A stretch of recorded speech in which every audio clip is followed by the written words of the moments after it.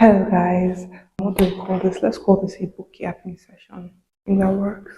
Hello guys, welcome to another book yapping session, and today we're talking about Where the Crawdads Sings.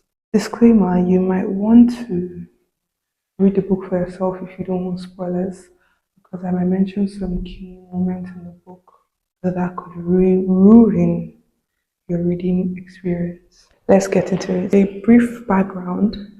It's about a girl that lives with her family in a slum, a marsh in the book, but let's just call it a slum. She lives with her father, mother, and lots of siblings. And her father is an alcoholic, and that pours out in his character bitterness, and he pours it onto everybody else. It's a lot, and gradually, the family begins to separate one by one.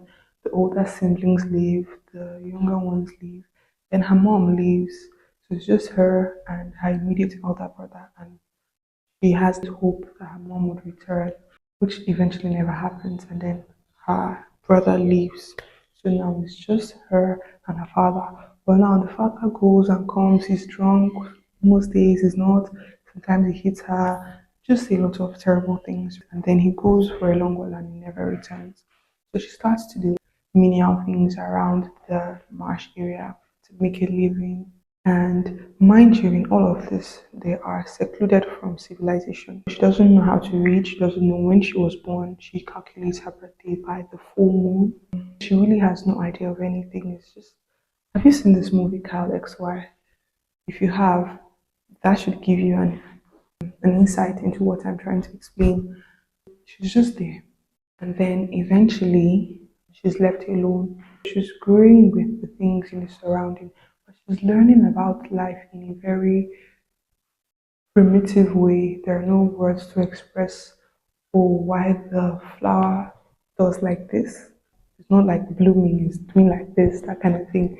She recognizes things by sight, not really by constructive knowledge, and it kind of shows you how vast the human mind can be, because even though it is difficult to remember all the plants by name, you can always remember all the plants. When you look at them, you know that this plant does that and that plant does that, because there is no structured way through which you should receive that or share that information. Your mind just forms the best way for itself, and that was really something I caught on that character. And she lives her life that way, and then she meets a guy, and this guy teaches her how to read, and now she's able to put to words all of these things that she had been seeing around. She can understand them in a more constructed way or in a more structured pattern. He brings her textbooks about the things around her, and she's just sold into the environment that she lives in. And that's really something when you consider it.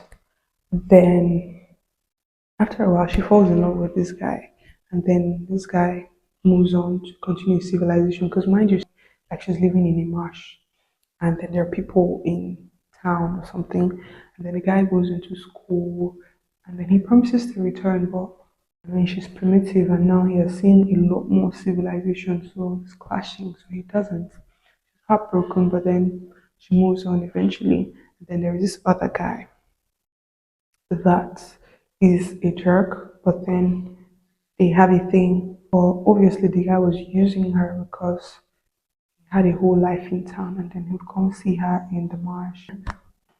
But then the guy dies.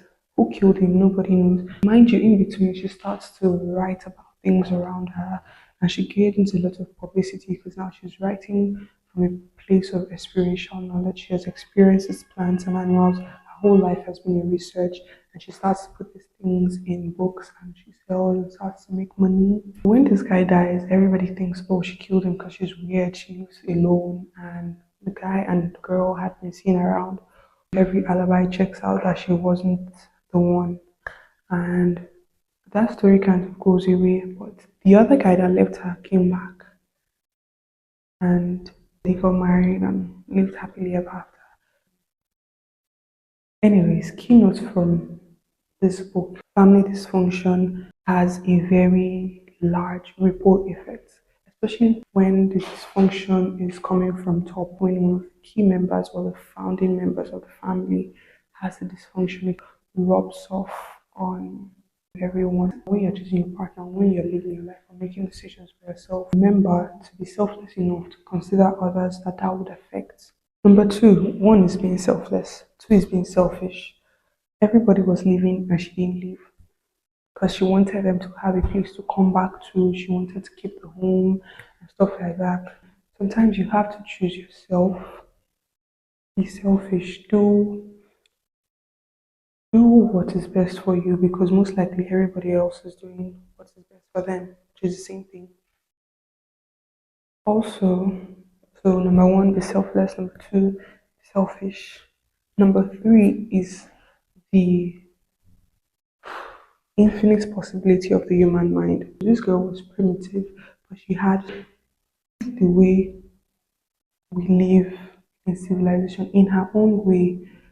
Okay, it kind of makes me think of Africa if we were able to grow in our own right without the effect of colonialism, how we would have evolved better to get without structures to shape you into boxes. Also, is importance of words, knowing how to read and write, being able to express yourself in a language. You get could be in writing or reading or singing or whatever.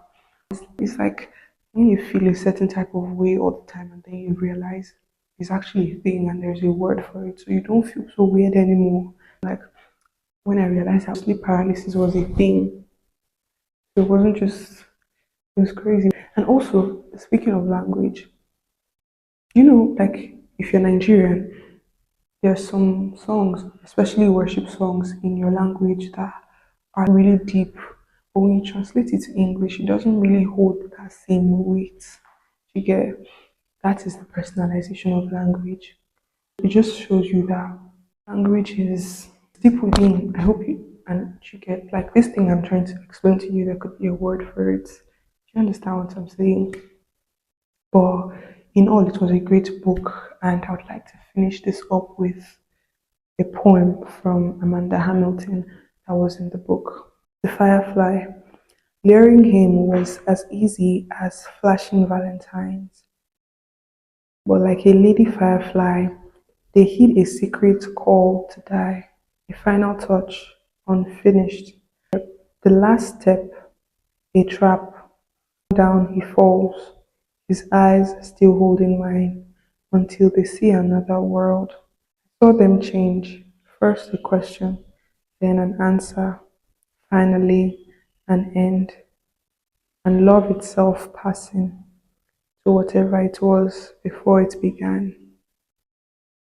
It's really interesting, and it's going to be very interesting when you read it at the end of this book. Make sure you do.